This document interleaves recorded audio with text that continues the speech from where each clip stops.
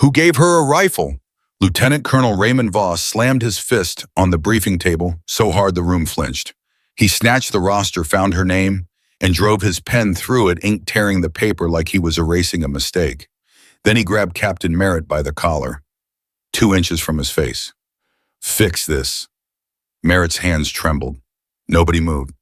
Nobody spoke. 12 decorated soldiers stood in that room and watched a man try to kill a career with a ballpoint pen before the war even started. They all understood what Voss really meant. Not who signed the paperwork, who dared put her name on it. If this story moves you, please subscribe to our channel, hit that notification bell, and drop a comment telling us what city you're watching from. I want to see how far this story travels. Now stay with me, because what happened next, nobody in that room saw coming. The roster was 2 pages long, printed on standard Army issue paper, the kind that always felt slightly too thin for the weight of what it carried. 41 names, 41 soldiers assigned to 2nd Platoon Bravo Company, 1st Battalion, 87th Infantry Regiment, preparing for forward deployment to Helmand Province, Afghanistan. 41 names, and one of them didn't belong there. At least that's what Lieutenant Colonel Raymond Voss had decided before he'd finished reading past the first page. Her name was near the bottom, Sergeant Ji-An Holt. Voss read it twice. Then he set the roster down. Then he picked it up again because a man like Voss didn't make decisions based on first reads. He was methodical. He had served 22 years in the United States Army. He had deployed 4 times. He had buried men he loved and decorated men he didn't particularly like because the Army didn't ask him to feel, it asked him to function. And right now, every functioning instinct he had was firing at once. Kowalski, he said. Staff Sergeant Dale Kowalski was standing near the door of the briefing room at Fort Drum, holding a cup of coffee he hadn't touched in 20 minutes. He was a big man, broad across the shoulders, quiet in the way that only men who've seen real things get quiet. He looked up when his name was called. Sir, come look at this. Kowalski crossed the room. Voss pointed at the name. Kowalski looked at it and then looked at the wall, which was his way of not saying what he was thinking. She's qualified, Kowalski said carefully. I know she's qualified. Voss set the paper down flat. Who put her on this deployment? Captain Merritt signed off. Her scores. I've seen her scores. Then you know she shot a 94.7 on the designated marksman qualification. That's higher than... I know what a 94.7 means, Kowalski. Voss's voice didn't rise. It never rose. That was the thing about men like Voss. They didn't need volume to make a room feel smaller. What I'm asking is not about scores. I'm asking about fit, about unit cohesion, about what happens when a platoon has to move fast and one person becomes a liability. Kowalski said nothing. She's never been downrange, Voss continued. Neither had Ramos before his first tour. Neither had... That's different. Kowalski put his coffee cup down, slowly. The way you put something down when you want to be very deliberate about the fact that you're still choosing your words. How is it different, sir? The question hung in the air like smoke. Voss didn't answer it directly. He never answered those kinds of questions directly. Instead, he tapped the paper twice with his index finger and said, I want a conversation with Captain Merritt before end of day, and I want it on record that I reviewed this assignment. What he meant, what every man in that room understood him to mean, was I want it on record that I noticed. That if something goes wrong, nobody can say I didn't see this coming. Because Raymond Voss was many things, but he was not the kind of man who left himself exposed. Sergeant Ji-An Holt was in the equipment bay when she heard the news. Not from Voss, not from Merritt. She heard it the way soldiers always hear the things that are really about them sideways, through someone else's conversation in a room where she wasn't quite supposed to be noticed. Private First Class Derek Sims was talking to Specialist Leon Carter by the weapons rack. They weren't whispering exactly, but they had their backs to the door, and Ji-An had always moved quietly. It was something she'd been doing her whole life without deciding to moving through spaces, without announcing herself reading rooms before rooms read her. Voss called her a liability, Sims was saying. He say that, not those words exactly, but Kowalski told Reeves and Reeves told me. Reeves tells everybody everything. Point is, the colonel's not happy she's on the list. Carter made a sound in the back of his throat. She shot a 94.7. I know. You know what, I shot 81, and nobody asked if I belonged on the list. Yeah, well, Sims lowered his voice just slightly. You know how it is. Ji-An stood in the doorway for exactly 3 seconds. Then she walked in, moved past both of them without breaking stride, reached the weapons rack, confirmed the serial number on her M11 semi-automatic sniper system against the inventory sheet in her hand, made a check mark, and walked back out. Neither Sims nor Carter said a word while she was in the room. She didn't acknowledge them. Not because she was angry, not because she was performing dignity, but because she had learned the way you learn things that take years and cost something, that the best response to a room full of low expectations was not defiance. It was accuracy. Ji-An Holt had not chosen the military. The military had chosen her the way it chooses children born in Fayetteville, North Carolina, raised in the sound of artillery ranges and the smell of canvas and diesel. Her father, Master Sergeant Raymond Holt, had served 24 years in the Army before his knees finally filed their resignation. Her mother, Park Soo-Jin Ji-An, always called her Iyama, even after she'd learned to call everything else by its English name, had come from Busan, South Korea, at the age of 23, married to a man she had met for 6 weeks before he deployed. They were an unusual family in every visible way. Black father, Korean mother, a daughter who came out looking like both of them, and neither of them who grew up understanding 3 worlds: military culture, Korean culture, American South culture, without being fully claimed by any of them. You're going to have to be better, her father told her once. She was 9 years old and she'd come home from school with a math test. She'd scored a 98. I got a 98 APA. Why not 100, bud? She'd stared at him. He'd looked at the test for a long moment, then looked at her, and his expression shifted, not to softness exactly, but to something honest. I'm not saying you did something wrong, he said. I'm saying the world is going to hold you to a standard that has nothing to do with fair. And the only way you stay ahead of it is if you're better. Not louder, better. She was 9. She didn't fully understand. By 31, she understood everything. Her father had taught her to shoot on a range outside of Fayetteville when she was 12. A .22 caliber rifle, nothing serious, just basics, breath control, trigger squeeze, sighted alignment. She'd been quiet about it the way she was quiet about most things she loved, keeping her excitement contained behind a still face while her heart was running laps. By 14, she was outscoring adults at the local civilian range. By 17, she'd made the JROTC marksmanship team, and nobody on that team had ever shot a woman down to size because she'd made that impossible by being simply better. She'd enlisted at 22 after 2 years of college math that she'd loved and couldn't afford to finish. The Army was the path that made sense. Her father had worn this uniform. Her body was built for its rhythms. And quietly, privately, she believed she had something to offer. That belief would spend the next 9 years being tested in ways she hadn't imagined. The first test came at advanced individual training, where a sergeant first class named Durbin had looked at her qualification scores, looked at her and said in front of the whole group, "You probably had an easy lane." She'd blinked once. "My lane had a 600-meter crosswind shot," she said. "I hit it. Lucky. I hit it twice." Durbin had moved on without another word, but she saw it the way the other trainees looked at her after that. Some of them with sympathy, some of them with something harder, the kind of look that says, "I was waiting to see how you'd handle that." She handled it the only way she knew how. She went back to the range the next morning and shot again, and again. Not to prove anything to Durbin, because proving things to people like Durbin was a waste of rounds. She shot because precision was the one language that didn't lie. You were either within tolerance or you weren't. The bullet didn't care about your gender or your last name or whether some first sergeant liked your face. This was the thing Ji-An Holt loved most about marksmanship, the thing she'd never quite found the words for. It was honest. In a world full of systems designed to see around her, past her, through her, the rifle was the one system that reported exactly what she gave it. Nothing more, nothing less. She had been assigned to 2nd Platoon 14 months before deployment. In those 14 months, she had learned the name of every soldier in the platoon. She'd learned their habits, who took their coffee black, who called home every Sunday, who got quiet before a ruck march and loud after it. She knew that Private Diaz had a daughter named Lucia, who just turned 3.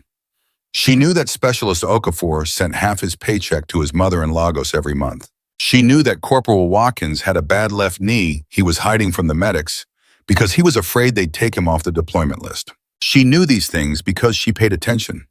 Paying attention was her native language. What she also knew, what she had known within the first 2 weeks of joining 2nd Platoon, was that she was invisible. Not literally. They could see her. They'd step aside when she walked through the barracks hallway. They'd pass her the gear at morning formation, but they didn't see her the way they saw each other. She was present, she was functional, she was, when anyone was forced to acknowledge her, in any formal context, competent. But she existed at the edge of the platoon's social geography, in the space just outside where belonging lived. Part of it was rank and role. Designated marksmen operated with a degree of independence that set them apart from the main squad structure. She worked more closely with the platoon leader on target prioritization than she worked with the other junior enlisted. That created distance. Part of it was gender. She was one of 2 women in the platoon, and the Army had spent decades struggling to figure out where to put women in infantry-adjacent roles. Not because women couldn't do the work, but because the institutional imagination had never fully built the room. And part of it, the part she turned over most in her mind on the long nights before deployment, was something she couldn't name as precisely as she could name a wind condition or a range adjustment. It was something in the air of the platoon, something unspoken and structural. Like the way gravity works, you don't feel it until you try to rise. Lieutenant Marcus Webb had been her platoon leader for 7 months. In those 7 months, he had spoken to her directly on 11 occasions. She'd counted. Not obsessively, just the way you count things when you're trying to determine whether a pattern is real or imagined. 11 times. And 9 of those 11 times, it had been about the mission. Logistics, target packages, observation post positioning. Never once had he asked her how she was doing. He asked Sergeant Kowalski how he was doing. He asked Private Diaz how Lucia was.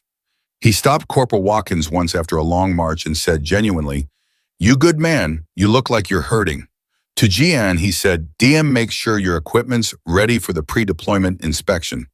DM, not Sergeant Holt, not Ji-An, DM. She was a function to him, a weapon system with legs. She told herself it didn't matter. She told herself that the mission was the mission, and personal recognition was not why she'd enlisted, and that in the long run, the work was the thing that mattered. She told herself all of this on the long nights before deployment, lying in her bunk, staring at the ceiling of the barracks at Fort Drum, listening to the sound of snow moving against the windows. Sometimes she believed it. Sometimes at 2 a.m. when the platoon was asleep and she was still awake, she put her hand flat on her chest just over her sternum and breathed slowly and acknowledged to herself quietly, privately, with no audience, that it hurt. Not in a way that broke her, but in a way that cost her. And she paid it. Every day. She paid it because the alternative was leaving, and leaving meant the question Lieutenant Colonel Voss had asked, who gave her a rifle, would become its own answer. She was not going to become the answer to that question. 3 days before the deployment manifest was finalized, Captain Aaron Merritt called Ji-An into his office. Merritt was a compact man, mid-30s, with the permanently tired eyes of someone who spent a lot of time managing up and not enough time sleeping. He liked Ji-An in the way supervisors like employees who cause no problems with relief rather than warmth. She sat down in the chair across from his desk and waited. "I want to talk to you about the deployment," he said. "Sir, you've been briefed on the mission parameters." "Yes, sir. Helmand Province, Nawa District. Joint operations with the 3rd Marine Battalion and local ANA partners. Primary mission is disruption of insurgent supply lines and IED network degradation. We're supporting infantry operations as needed." Merritt blinked. He hadn't expected her to have it that clean. "Right," he said. "So you know it's going to be a different environment than training. Downrange is not Fort Drum." "I understand that, sir. The stress is different. The uncertainty is different. And in that kind of environment, unit cohesion becomes..." He stopped, started again. "I want to make sure you feel supported." Ji-An looked at him for a moment. She understood what he wasn't saying.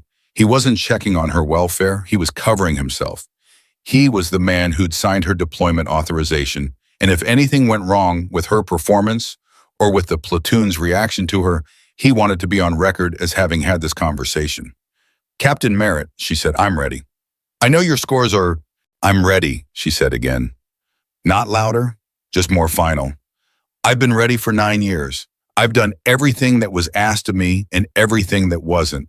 I've exceeded every benchmark I was given, and some that were only given to me to see if I'd fail them." She kept her voice level, measured. This was not an outburst. This was testimony. I'm not asking you to believe in me. I'm asking you to trust the record. Merritt was quiet for a moment. Your record is solid, he said. I know, another pause. Voss raised concerns, he said quietly. I need you to understand that going in. I can override his concerns because the numbers support it.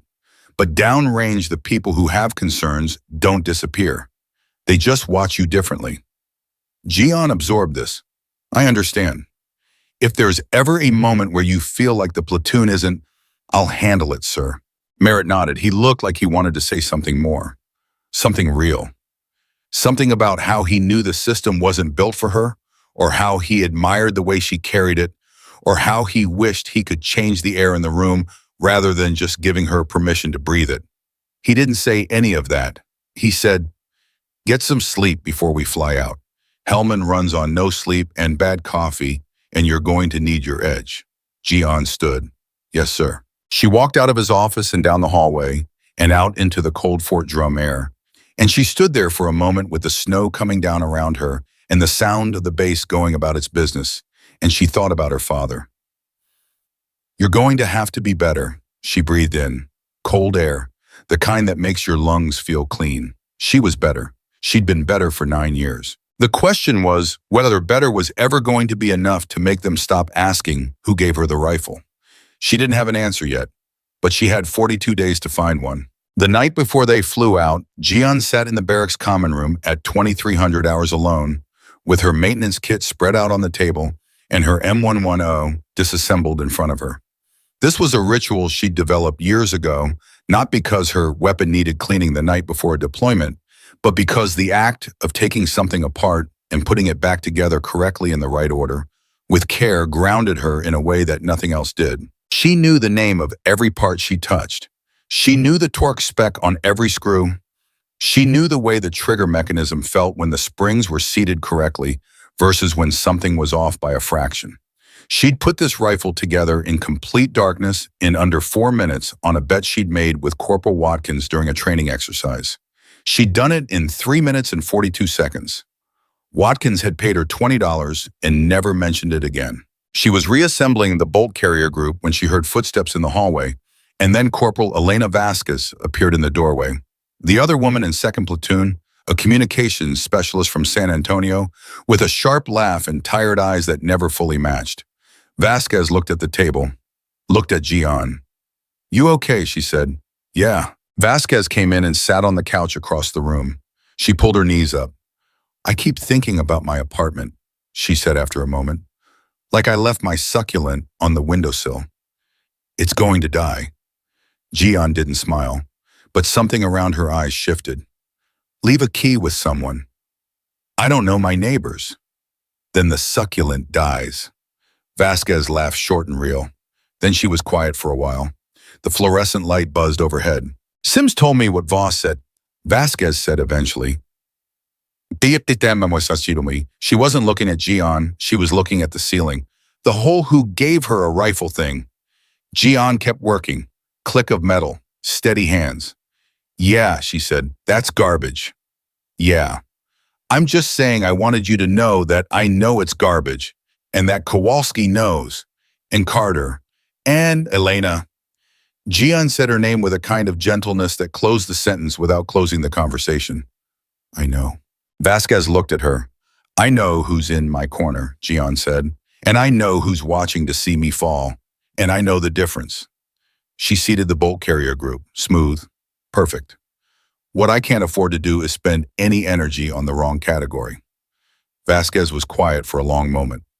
How do you do that? She said. Do what?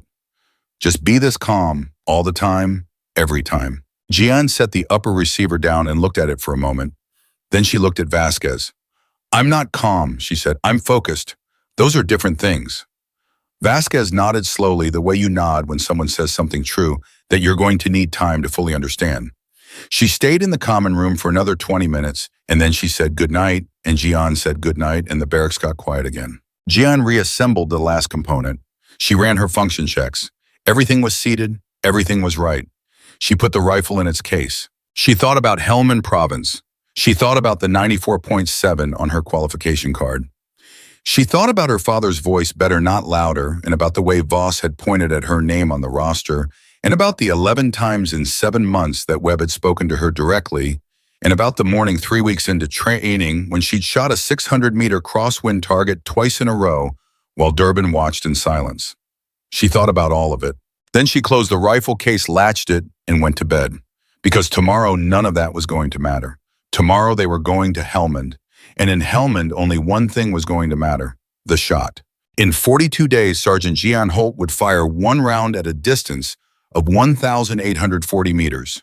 The bullet would be in the air for 2.7 seconds. And in those 2.7 seconds, in that impossible silent gap between the pull of a trigger and the weight of its consequence, everything that had ever been said about who gave her a rifle would become the smallest, most irrelevant question in the history of that war. But first, she had to survive the 42 days. And the first enemy she would face in Helmand would not be carrying a mortar. He would be carrying a clipboard. And his name was Webb. Day 1, Helmand Province, Afghanistan. The C-17 touched down at Camp Leatherneck at 0340 hours, and the first thing Ji-An noticed when the ramp dropped was the heat. Not the temperature, the air itself felt different, like it had weight, like it pressed against your skin with intention. She'd been told about Helmand heat in briefings and training, in conversations with veterans who'd done multiple tours. None of it translated. You couldn't describe it to someone who hadn't felt it. The same way you couldn't describe the sound a round makes when it passes close enough to your ear that you hear the air split. She adjusted the weight of her ruck and moved down the ramp with the rest of 2nd Platoon. And she did what she always did in a new environment. She went quiet inside, opened every sense she had, and started cataloging. Cataloging was survival. Cataloging was the difference between a soldier who lived and a soldier who got surprised. What she cataloged in the first 3 minutes was this: the base was controlled chaos at a level that looked like order to the untrained eye. Marines moved with the particular economy of men who'd been here long enough to stop performing and start functioning. The ANA soldiers, Afghan National Army, their local partners for this operation, stood in a cluster near the eastern fence line, talking among themselves in Dari, several of them watching the arriving army unit with expressions Ji-An read as careful rather than welcoming.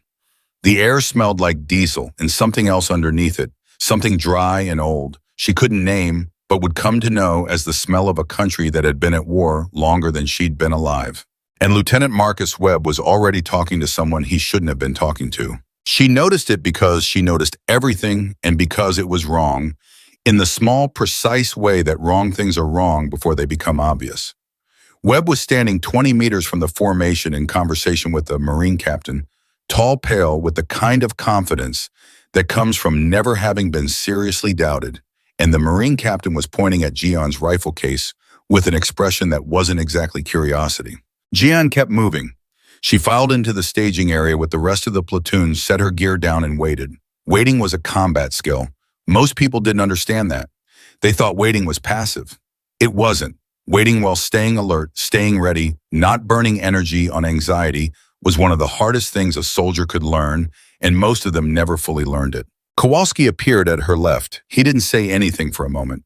Just stood there, which was Kowalski's version of checking in. "You good?" he said finally. "Good. Webb's already doing the thing. I noticed. Don't let it, Kowalski." She said his name the same way she'd said Vasquez's name the night before, with that particular gentleness that was also a wall. "I'm good." He nodded and moved off, and she went back to cataloging. The mission briefing was at 0600, 2.5 hours to get her gear staged, her weapon checked, her mindset. 2.5 hours in a new country that was already deciding what it thought of her. She'd been in harder rooms. She started her function checks. Day 2, 0600 hours, mission briefing, Camp Leatherneck. The briefing room held 30 people, combined element Army and Marines, with 2 ANA liaison officers seated near the back wall with a Terp between them. Webb was at the front with Captain Merritt and a Marine Lieutenant Colonel named Brasco, who ran the Nawa District AO, and had the specific iron-jawed affect of a man who had stopped asking questions he didn't already know the answers to. Merritt laid out the mission. The primary objective was a series of reconnaissance operations along 3 supply corridors used by Taliban logistics elements, moving materials, IED components primarily from the Pakistan border toward the population centers in central Helmand. Second platoon would establish observation posts at 3 elevated positions and conduct pattern of life analysis over a 14-day initial cycle. The designated marksman element Ji-An would be positioned to provide overwatch and engage high-value targets as the tactical situation developed. It was on paper exactly the kind of mission where a designated marksman with a 94.7 qualification score was not just useful but essential. The terrain was open, the distances were long, the threat was mobile and adaptive. You needed precision at range, and you needed it consistently. Webb knew this. Ji-An could tell he knew it because of the way he didn't look at her during the part of the briefing that described her role. Men who don't have a problem with you look at you when they talk about you. Men who do have a problem with you look slightly to the left of you, as if you're a bright light. They're trying not to stare at directly. Webb looked slightly to the left of her for the entire briefing. Brasco, on the other hand, looked directly at her when Merritt mentioned the DM element. He looked at her the way experienced operators look at a piece of equipment. They're deciding whether to trust, not unkindly, just analytically. He would form his opinion from evidence. She respected that. After the briefing, as the room was breaking up, Brasco crossed to where Ji-An was standing. He stopped in front of her and looked at her rifle case. M110, he said. Yes, sir. What's your confirmed range? Confirmed engagement on a moving target at 1,100 meters in training conditions. Stationary target, 1,400 meters. Brasco's eyebrows moved slightly, just slightly. What are your wind conditions at those ranges? The 1,100-meter shot was in a 12-knot crosswind. The 1,400 was a variable 8 to 14 knots, shifting direction twice during my firing solution. Brasco was quiet for a moment. How long have you been a DM? 3 years designated, 5 years consistent practice before that. He nodded once. Then he said quietly enough that only she could hear. The terrain in Nawa is going to test what you just told me. I want you to know I'm not going to ask you to take a shot I don't believe you can make. But I'm also not going to waste a capability because somebody's uncomfortable with it. He paused. Are we clear? Clear, sir. He walked away without another word. Behind her, she heard Webb's voice, low and controlled, talking to Kowalski. What was that about? Kowalski said, Brasco checking her quals. I should have been part of that conversation. Kowalski said nothing. She's my DM element, Webb said. That conversation goes through me. Ji-An picked up her rifle case and walked out of the briefing room before she heard Kowalski's response. Not because she was afraid of the conversation, because she'd already heard enough of it to know exactly what it was, and she had decided on the plane somewhere over the Atlantic at 30,000 feet, in the dark, that she was going to spend exactly 0 energy in Helmand on Lieutenant Marcus Webb's ego. She had a job to do, and the job was starting. Day 4, Observation Post Kilo Nawa District. The first 14 days of the deployment were not dramatic. They were relentless. That's the thing about combat deployments that never makes it into the movies. Most of it is not a firefight. Most of it is patience turned into a physical discipline. The ability to hold a position for 8, 10, 12 hours and remain alert when your body is screaming at you to stop. When your eyes are burning and your back is a single continuous ache, and the sun has been up for 9 hours and nothing has moved in the valley below. Ji-An was better at this than anyone in the platoon, not because she was stronger, because she had spent 31 years practicing the specific skill of stillness, of waiting in spaces that didn't want her and remaining functional anyway, of holding herself together when everything around her was trying to rattle her loose. From OP Kilo at an elevation of 847 meters above the valley floor, she had clear observation lines across approximately 3.2 kilometers of open ground and 2 known transit corridors. She established her range cards on day 1, cataloging every significant terrain feature with its precise distance adjusting for elevation and the characteristic afternoon wind patterns that came up the valley between 1400 and 1600 hours. By day 4, she knew this ground the way she knew the trigger on her M11. Oh, Corporal Watkins was her observation partner. On the first rotation, his job was to spot while she monitored call targets, manage the radio. He was a decent soldier, careful and disciplined. With the bad left knee, he was still hiding from the medics. They'd worked together enough in training that their rhythms were established. He called, she processed. On the afternoon of day 4 at 15:12 hours, Watkins said quietly, movement, 11 o'clock, 800 meters. Ji-An was already on it. Two men on foot moving along the base of a ridgeline with a particular economy of men who were trying to move without being seen. They were carrying something. She adjusted her scope, brought them into focus. Read the load. Agricultural equipment. Possibly. The shape was wrong for weapons, right for farming tools in a farming region. Farmer Watkins said, maybe. She watched for another 40 seconds. The men reached a point where the ridgeline broke and moved through without hesitation, which meant they knew the terrain, which meant they were local, which could mean anything. Hold report. Keep eyes. She watched them for another 6 minutes. They disappeared behind a fold in the ground and did not reappear. She logged the sighting, the time, the direction of movement, and the assessment, probable non-combatants route consistent with access to agricultural plots identified in pre-mission satellite imagery. Good call, Watkins said. It might not be. But you think it is? I think the evidence right now supports non-combatant. Evidence changes, assessment changes. Watkins was quiet for a moment. You know, when they told me I was getting assigned to observe with you, some guys he stopped. Were making noise about it, like whether it was going to be another stop. Watkins, she said, not moving her eye from the scope. Just say the thing. He exhaled. They said maybe it was going to be weird. Having a woman in the OP, like whether the pressure would get to you. Has it? No. Then tell them what you observed, she said. That's your job. You're a spotter. Report what you see. He almost laughed. Not quite, but almost. Yeah, he said. Okay. They went back to silence, and the valley below them kept its secrets for another 3 hours, and Ji-An stayed exactly where she was, still alert, patient, and she thought about exactly nothing except the ground in front of her and the wind that came up the valley at 1400 hours and the precise fractional adjustments that would need to be made if a target appeared at 900 meters versus 1,100 versus 1,300. She was ready. She was always ready. The question that kept her up at night, the question she would not let herself examine directly, only from the corner of her attention, was whether ready would be enough when the moment finally came. Not whether she could make the shot. She knew she could make the shot. The question was whether in the chaos of an actual engagement with lives, depending on the outcome, the men around her would trust her call, or whether they would hesitate, and whether that hesitation would cost something that couldn't be recovered. Day 9, Firebase Kilo, 2100 hours. The argument happened in the open, which was the worst place for it, which was probably why Webb chose it. Ji-An had submitted her pattern of life report for days 6 through 8, 22 pages of observation logs, movement analysis, and threat assessment that she'd cross-referenced against the pre-mission intelligence package, and 2 additional SIGINT reports Merritt had pushed down from battalion. It was thorough. It was precise. It was by any reasonable standard the most detailed tactical analysis 2nd Platoon had produced on this deployment. Webb returned it to her at dinner in front of the whole platoon with a red pen mark on the cover page and a single word written in Voss's preferred font, a bureaucratic dismissal, inconclusive. She looked at the word. She looked at him. Walk me through your concern, she said. It's not a concern, it's an assessment. Your analysis doesn't give me actionable intelligence, it gives me maybes. The pattern of life in sectors 2 and 3 is ambiguous.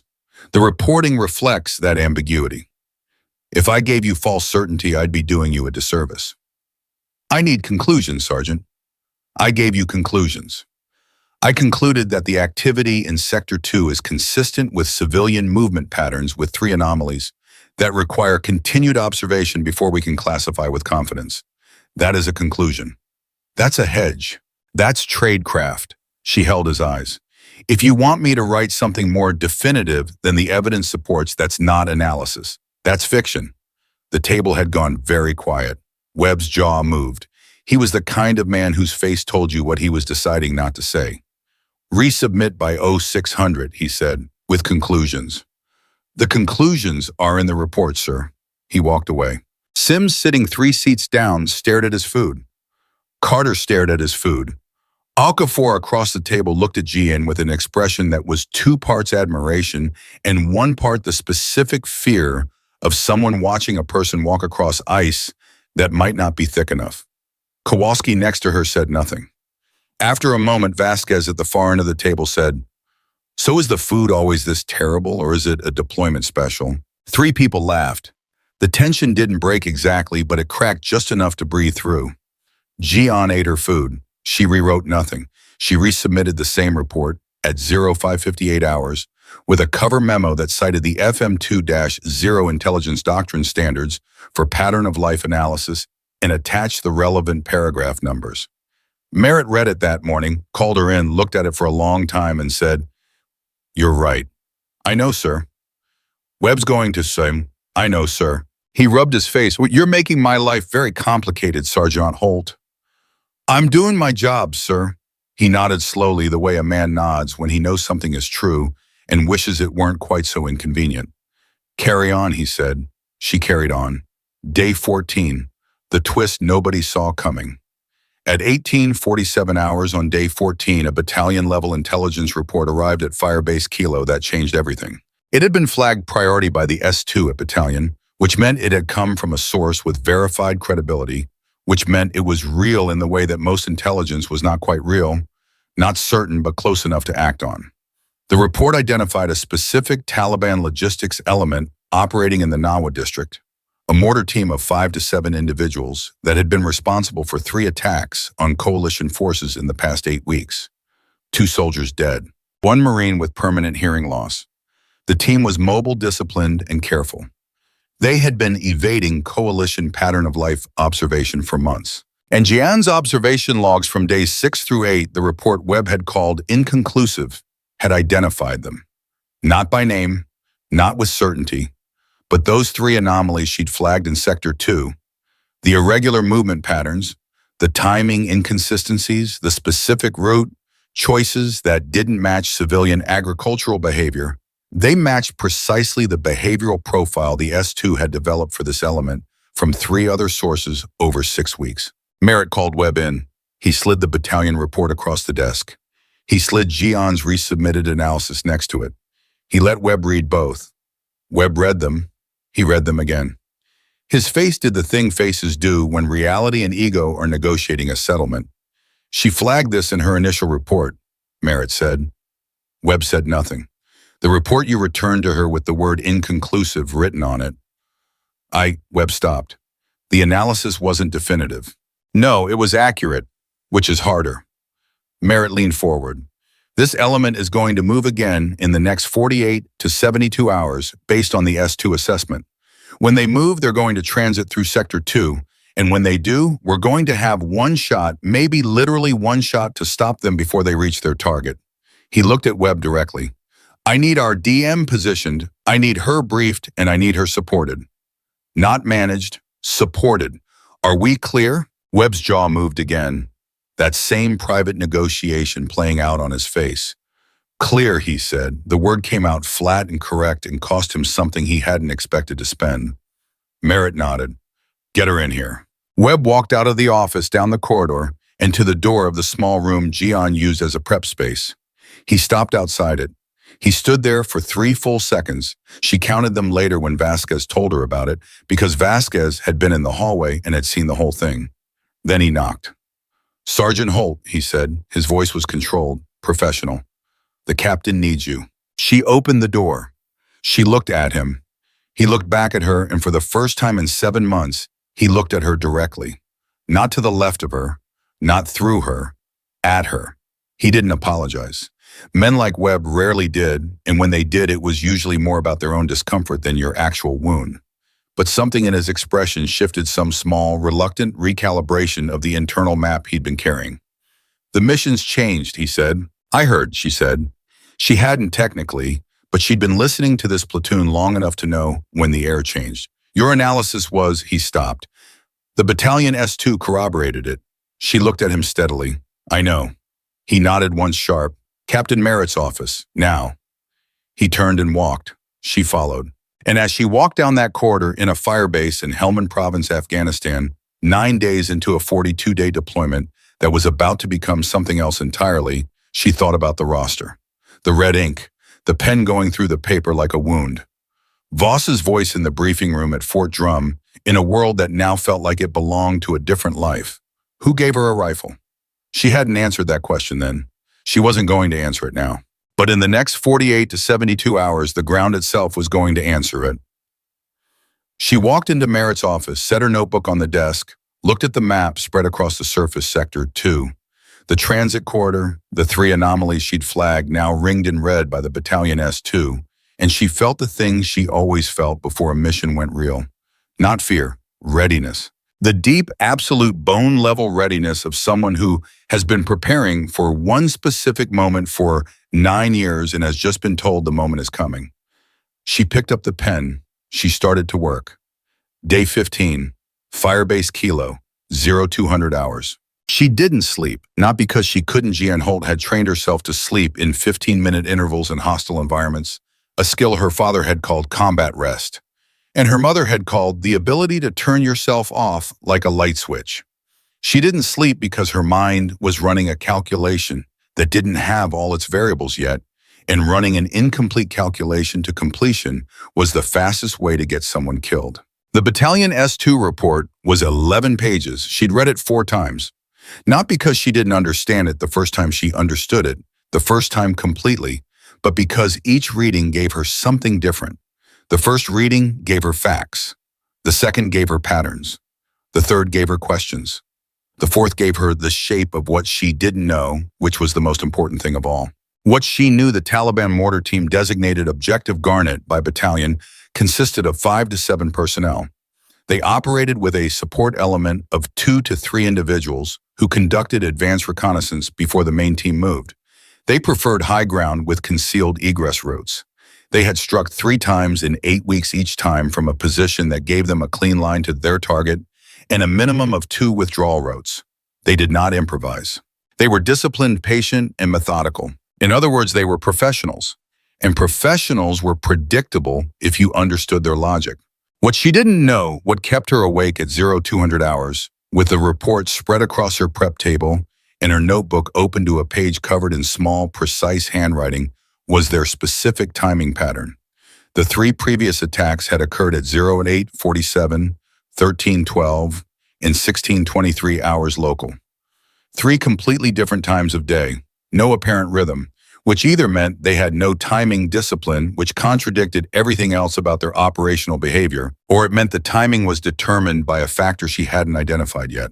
She stared at her notes. She drew a line under the 3 times. She wrote the date of each attack next to the time. She looked at the dates, then she looked at them again. She reached for the pre-mission intelligence package and found the section on local agricultural patterns, which she'd read once before deployment and flagged as contextually relevant without knowing why. She found what she was looking for in paragraph 7, the poppy harvest. The timing of all 3 attacks correlated within a window of plus or minus 40 minutes with the end of the primary daily labor period for poppy cultivation in Helmand province. The time when workers moved off the fields. The time when the roads were most crowded with civilian foot traffic providing the best possible cover for a tactical element moving through terrain. They weren't on a clock. They were on a calendar, a farming calendar. She wrote it down. Then she looked at the date, day 15 of the deployment, October 21st, and cross-referenced it with the agricultural timeline. The harvest window in Sector 2 would close in approximately 4 days, which meant if Garnet was going to use the civilian movement pattern as cover for their next transit, they had 4 days left to do it. The S2's 48 to 72-hour window wasn't wrong. It was just incomplete. She picked up her notebook and went to find Merritt. Day 15, 0247 hours. Captain Merritt's quarters. She knocked twice. There was a sound from inside, the specific sound of a man going from sleep to full alert in under 3 seconds, which was a particular military skill. And then Merritt opened the door into his PT clothes with the look of a man who had not been deeply asleep, but had been trying to be. He looked at her notebook. He looked at her face. "Tell me," he said. She told him. 4 minutes, clear and sequential. The timing data, the agricultural correlation, the harvest window, the conclusion. When she finished, Merritt stood in his doorway for a long moment. "You're saying they move in the next 4 days, not the next 72 hours. I'm saying the 72-hour window is the floor, not the ceiling. They could move earlier, but if I'm right about the agricultural factor, the outer edge of their window is closer to 96 hours. 4 days, not 3. That changes our positioning timeline." "Yes, sir." He was quiet. "How confident are you?" She considered the question honestly the way she always did without inflation or false modesty. 78%, she said. The agricultural data supports the pattern, but I'm working with 3 data points, which isn't enough to be certain. It's enough to plan around. Merritt looked at her for a long moment. Then he said something she wasn't expecting. When you submitted that pattern of life report, the one Webb returned, did you know then? I suspected. I didn't have the agricultural data cross-reference yet. I flagged the anomalies because they were anomalies. I didn't know what they meant yet. But you knew something was there. Yes, sir. He rubbed his eyes. Okay. I'm calling the S2 at 0500. I want you in that conversation. Bring your notebook. He paused. Good work, Sergeant. She nodded and turned to go. Holt. She stopped. Does Webb know you're here? No, sir. Merritt's expression moved through something complicated. I'll handle Webb, he said. She walked back to her prep space and sat down and thought about what handling Webb meant and what it would con, whether any of it was going to matter when the shot came. She decided it didn't. She went back to her calculations. Day 15, 0500 hours, intelligence call. The call with the battalion S2 lasted 47 minutes. The S2 was a captain named Delacroix stationed at Camp Leatherneck with the slightly too controlled voice of someone managing information he wished he had more of. When Merritt presented Ji-An's agricultural correlation, there was a silence on the line that lasted 4 full seconds. Where did this come from? Delacroix said. My DM element, Sergeant Holt. She worked it out overnight. Another silence. The pre-mission intelligence package is 300 pages. She cross-referenced Section 7's, apparently, against the attack timing data. Yes, sir. A pause, then Delacroix said in the tone of a man who has just recalibrated something internal. That's a solid correlation. I want her analysis in writing to battalion by 1200 today. She'll have it to you. Tell her that's good work. Ji-An was sitting at the table listening. Merritt looked at her. She picked up her pen and started writing. Webb was in the room too, standing against the wall. He'd been there since 0455, when Merritt had apparently handled him. He stood with his arms crossed and his face carefully neutral, watching Ji-An write, and she could feel the particular weight of a man recalculating his position. It wasn't comfortable for either of them, but it was happening. That was something. Day 16, OP Kilo, 1100 hours. She was back in position on day 16 and the waiting had a different quality now. Before she'd been observing a pattern she was building from scratch. Now she was watching for a pattern she'd already mapped, which was both easier and harder. Easier because she knew what she was looking for. Harder because knowing what you're looking for makes you vulnerable to seeing it even when it isn't there. She kept that tension conscious. She named it the way her father had taught her to name the things that could compromise your judgment. I am looking for something specific. That makes me want to find it. Therefore, I need to be harder on my own assessments, not softer. Watkins was beside her again. He'd gotten better in 2 weeks. His spotting calls were cleaner, his radio discipline tighter. He'd also stopped making nervous conversation, which was its own form of professional courtesy. At 13:47 hours, he said, movement. Sector 3, near the ravine. She was already on it. 2 figures moving east to west along the base of a ridgeline they'd identified as a likely observation point for any element scouting a transit corridor through Sector 2. They were moving slowly, stopping intermittently, covering ground in the specific pattern of men who were memorizing terrain rather than traveling through it. Advanced scouts, she said. Watkins said nothing. He was running the calculation too. They're reading the ground, she continued, her voice barely above a whisper. Checking cover, checking sight lines. That's not transit movement. That's preparation. You think Garnett's moving tonight? I think Garnett's scouts are on the ground right now, which means the main element is somewhere between the 12 and 36 hours behind them. Watkins picked up the radio handset. Should I call it? Call it. Exactly what we're seeing. No interpretation, just report the behavior. He called it in. Merritt came back within 90 seconds, which told her how tight the command element was watching this. Keep eyes. Do not engage. I'm notifying battalion. Understood, Watkins said. Ji-An kept her eye on the 2 figures. They moved to a second position, paused for 7 minutes, then moved to a third. She logged every position, every pause, every directional adjustment.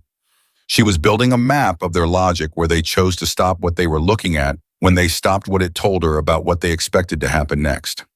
At 15:12 hours, the two figures withdrew back along the ridgeline and disappeared. She lowered her scope. Her neck was stiff. She'd been in the same position for 4 hours and 22 minutes without a significant break, which was not remarkable for her, but was the kind of thing that caught up with you at 0300 if you weren't careful. "They'll be back," she said. "Tonight? The main element? Tonight or tomorrow night?" She stretched her neck one slow rotation. "Tonight if they're confident in the scout assessment. Tomorrow if they want a second look." Which do you think? She thought about it. About the discipline she'd read in the 3 previous attacks. About the specific patience of a unit that had been operating undetected for 8 weeks. "Tomorrow," she said. "They're careful. They'll send the scouts back tonight for a second pass, then move the main element on the second night." Watkins looked at her. "How are you so sure?" "I'm not sure," she said. "I'm right 78% of the time." He almost smiled. "What happens the other 22? She picked up her radio. "We adapt," she said, and called in her updated assessment to Merritt. "Day 16, Firebase Kilo, 2100 hours, the twist." Merritt called the full leadership element together at 2100 Webb Kowalski, the senior NCOs, and Ji-An. He had a new message from battalion on the table, and the expression he was wearing was the expression of a man delivering information he wished he didn't have. "Battalion is sending an additional asset," he said. "A Marine sniper team from Brasco's element. 2-man team staff sergeant and PFC. They're arriving tomorrow at 0600, and they're being attached to us for the Garnet operation." The room absorbed this. Webb said, "To support the DM element." "To augment," Merritt said carefully. Ji-An looked at the map on the table. She looked at it for exactly long enough to make sure her face was giving away nothing. Then she looked at Merritt. "What's their assigned role?" "Parallel overwatch. They take a position in Sector 3. You maintain Sector 2. "Different sectors," she said. "Correct." "Who has the primary engagement authority for Garnet?" The room was very quiet. Merritt looked at her steadily.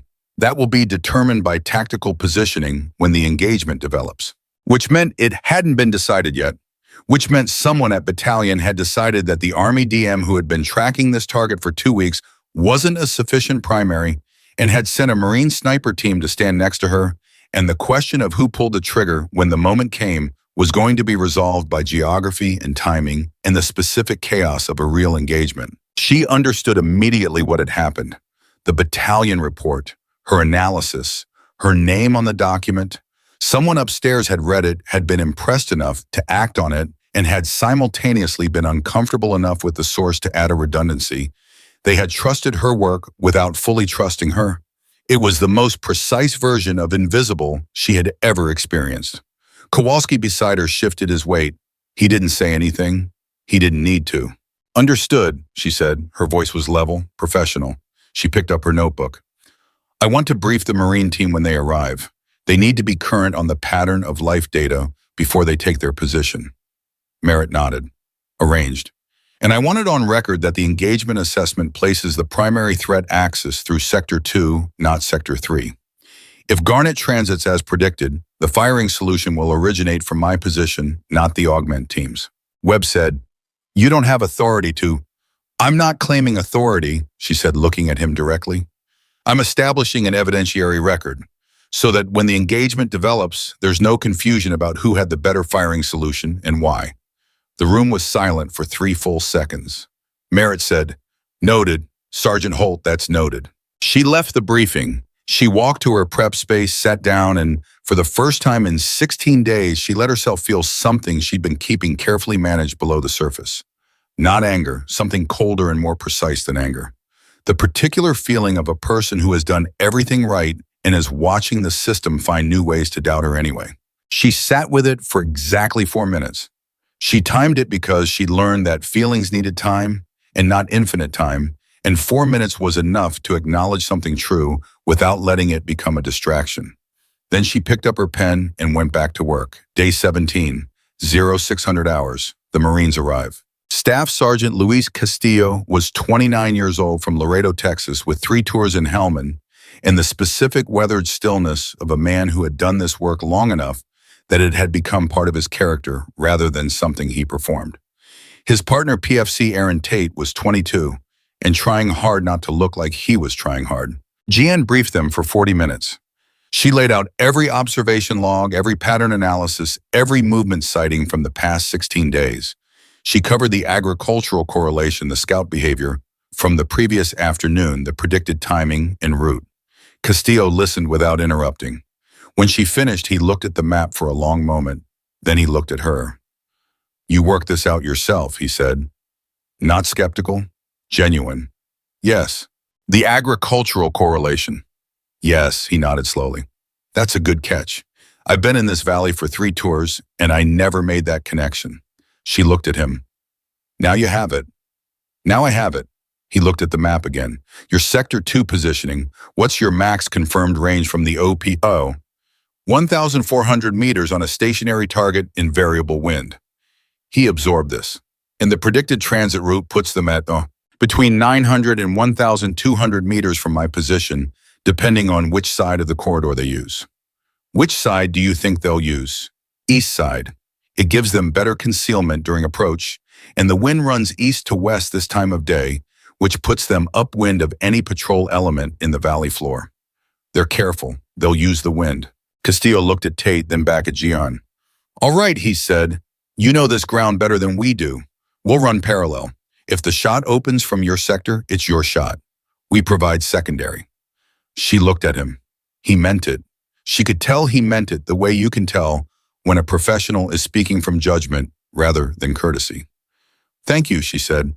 "Don't thank me. Just make the shot if it opens." "I will." He almost smiled. It was the kind of almost smile that contains a whole assessment of a person. "Yeah," he said. "I think you will." Day 17, OP Kilo, 1,600 hours. The scouts came back at 1623 hours, right on her predicted schedule, which she noted without satisfaction, because satisfaction was a luxury that came after, and after hadn't happened yet. 2 figures again, same ridge, same behavioral pattern, but this time they moved faster, covered fewer positions, and withdrew in under 40 minutes, which meant they were confirming what they'd already assessed, not building new information, which meant the main element was close. She called it in immediately. "Scout element Sector 3 confirming previous assessment. Behavior indicates confirmation pass, not initial reconnaissance. Main element assessment tonight between 2100 and 0100 hours." Merritt's voice on the radio was tight and controlled. "Copy. Stand by." 30 seconds later, "All elements go to high readiness. Maintain position. No lights, no movement signatures. We wait." Ji-An looked at Watkins. He looked back. He had the expression of a man who had been professionally calm for 17 days and was now dealing with the specific physical reality of what calm had been sitting on top of. "You good?" she said. "Ask me in 6 hours, he said. "In 6 hours, I'll be busy." He exhaled through his nose. "Yeah," he said. "Me too." They settled in. The sun moved across the sky and the temperature dropped with the sudden dramatic efficiency of Helmand evenings. The valley below them went from gold to gray to the specific darkness of a location with no ambient light, no city glow, no street lights. Just stars and the sound of wind moving through terrain and the breathing of 2 soldiers who were very still and very awake. At 22:17 hours, Watkins said so quietly she almost didn't hear it. "Contact. Sector 2, East Corridor." She was already on it. 5 figures. Moving in a tactical column spaced deliberate alert.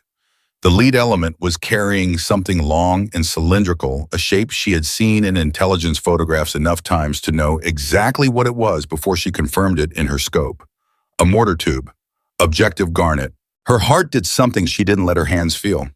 She was already running the calculation distance, 100 meters when 8 knots from the northeast temperature differential from her zero conditions, requiring a 0.7 minute of angle adjustment target, moving at approximately 4 kilometers per hour on a bearing of 280 degrees.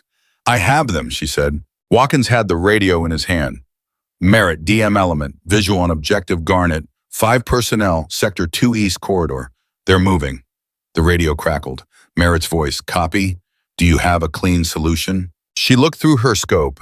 She ran the numbers again, fast and clean, the way she'd run them 10,000 times in training, in darkness, in wind, in stress, in the specific compressed time of a real situation.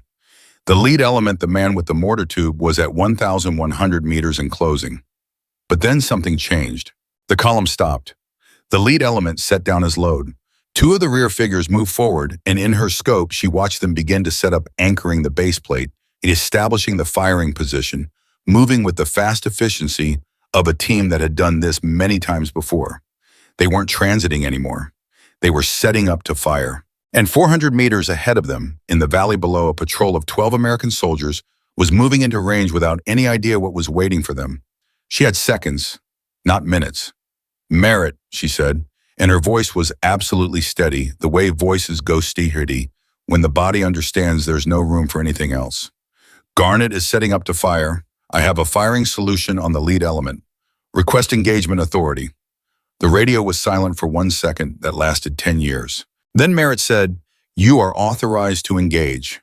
She was already in position. Distance 1,100 meters, closing to 1,050, as the lead element moved slightly forward to anchor the base plate.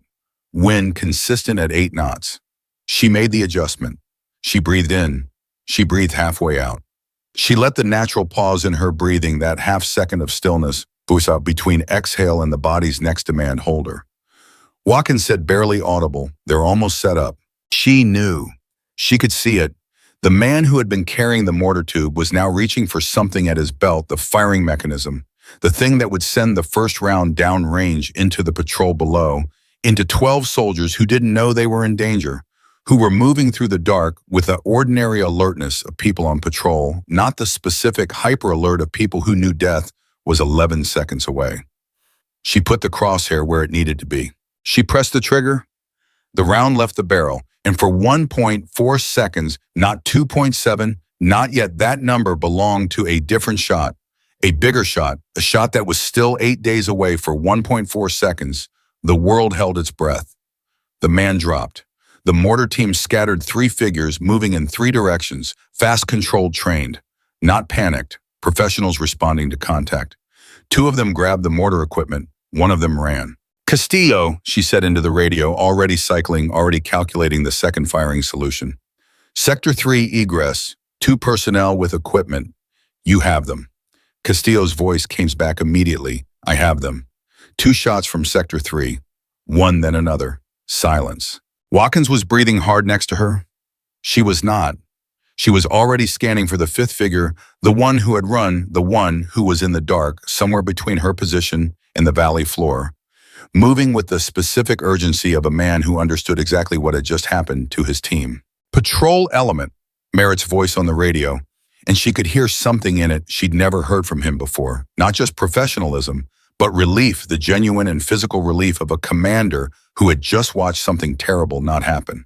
"You are advised there has been an engagement in more AO Garnet element neutralized. Continue mission. Acknowledge." The patrol's radio operator came back, acknowledged. "What happened?" Merritt said, "Our DM took the shot."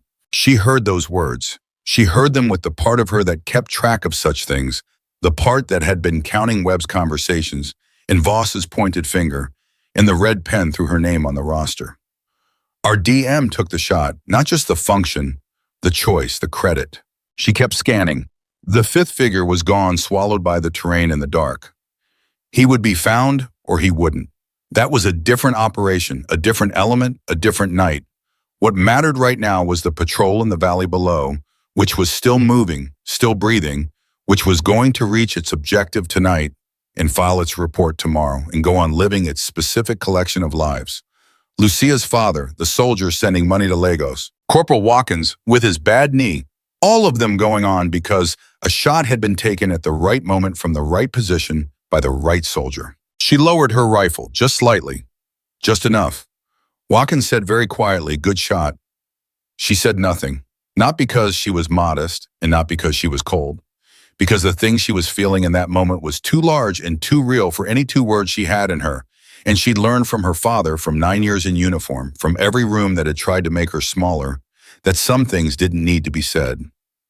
They needed to be carried. She carried it. And she kept her eyes on the ground, because the night wasn't over, and there was still a 5th figure somewhere in the dark, and this was not the last thing this deployment was going to ask of her. Not by a long way. Day 18, Firebase Kilo, 0347 hours. The debrief lasted 2 hours and 19 minutes.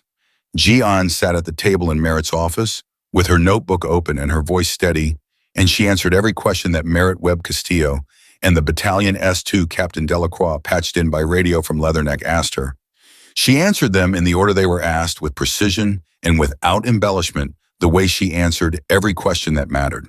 What was your initial range assessment? What were your wind conditions? What was the target's movement state at the moment of trigger pull? What was your confidence level in the firing solution? What was the elapsed time between engagement authorization and round departure? What did you observe post-engagement? She answered all of it. Delacroix asked most of the technical questions, and his voice had the particular quality of a man who was taking notes as fast as he could. Webb asked almost nothing, which told her more than questions would have. Castillo gave his portion of the debrief after her. 2 confirmed engagements from Sector 3, both on the personnel carrying the mortar equipment as they attempted to aggress. He was clean and professional about it, and when he finished, he looked across the table at Ji-An and said to the room, but really to her, the DM element's identification and positioning was what made this engagement possible. If we hadn't been cued to Sector 2 by Sergeant Holt's pattern analysis, Garnet transits and fires, the patrol in the valley takes casualties. He paused. Probably fatal casualties. The room was quiet. Delacroix said from the radio, that assessment will be reflected in the after-action report. Webb said nothing. Merritt looked at Ji-An. There was something in his expression she hadn't seen from him before, not just the professional satisfaction of a mission accomplished, but something more personal. Something that looked, if she was reading it correctly, like the specific discomfort of a man who understood he had not done enough earlier when it would have cost him something. Outstanding work, he said. Get some rest. She nodded and stood and walked out of the office and down the corridor and into the cold pre-dawn air of the firebase, and she stood there for a moment and breathed. Just breathed. The kind of breathing you do when you have been holding something very tightly for a very long time and you finally allow yourself for one supervised moment to loosen your grip. Vasquez appeared from nowhere the way Vasquez always appeared, like she'd been nearby the whole time waiting to be needed. She didn't say anything. She just stood next to Ji-An and also breathed.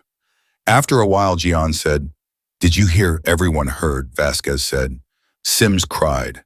Like actually cried. Don't tell him I told you. Ji-An almost smiled. Okafor said you were the best soldier in the platoon. Vasquez continued. I said I'd tell you. He said don't tell her. I'm telling you anyway. Tell him I said thank you. He'll deny saying it. I know. A pause. Tell him anyway. Vasquez nodded. They stood in the dark for another minute, 2 women in a firebase in Helmand Province, and the stars above them were very clear and very cold, and somewhere in the valley below, 12 soldiers were filing a patrol report that would mention, if it mentioned anything, only that they had heard shots in the dark and continued their mission. They would never know how close it had been. Ji-An thought about that, about the specific strangeness of saving lives that never know they were in danger. About the invisibility of it, not the painful invisibility of being unseen in a briefing room or erased from a report, but a different kind. The invisibility of a good thing done at the right moment that rippled outward into the world and left no obvious mark. She decided she could live with that kind. She went to sleep. Day 19, the 5th figure. She was at her prep table at 0900 when Kowalski knocked and came in without waiting, which he only did when something was immediate. They found the 5th one, he said. She looked up. Live. Alive. Anna Element picked him up 6 kilometers south of the engagement site trying to cross into Pakistan. He's in custody at Leatherneck. She put her pen down. Did he talk? Enough. He confirmed Garnett's target was the patrol. He also confirmed something else. Kowalski stopped.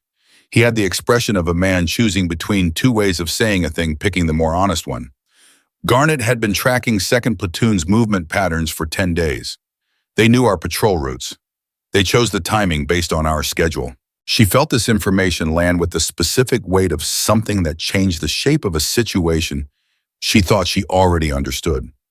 They were hunting us. They were hunting the patrol, the one that goes out every 3rd day, same general corridor, 2,200 to 0200.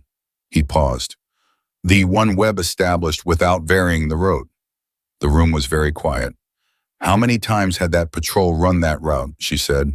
7 times in 16 days. She picked up her pen again, not to write anything, just to have something in her hand. If I hadn't flagged the anomalies in Sector 2, they'd have had a perfect firing solution on the 7th or 8th patrol run, Kowalski said. Tonight's patrol or tomorrow's. She thought about Diaz, about Lucia, who had just turned 3.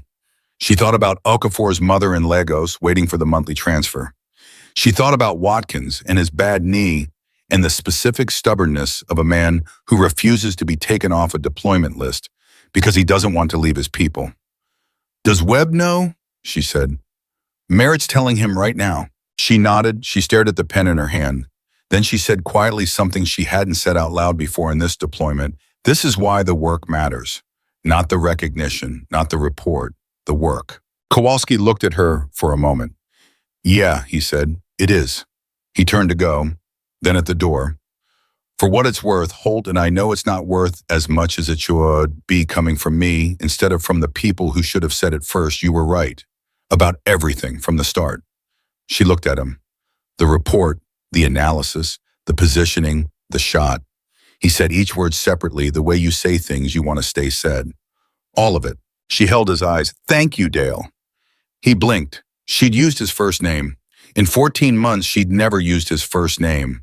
It wasn't a rule she'd made. It was just the natural distance that forms between people when one of them has been treated as a function rather than a person. And sometimes you don't realize how far that distance has grown until someone crosses it. He nodded once and left. She sat with the quiet for a while. Then she picked up her notebook and started on the next thing because the deployment had 23 days left and the work was never finished. Day 23, the document that changed everything. The after-action report for the Garnet engagement was initiated by Webb on day 19 and completed on day 23.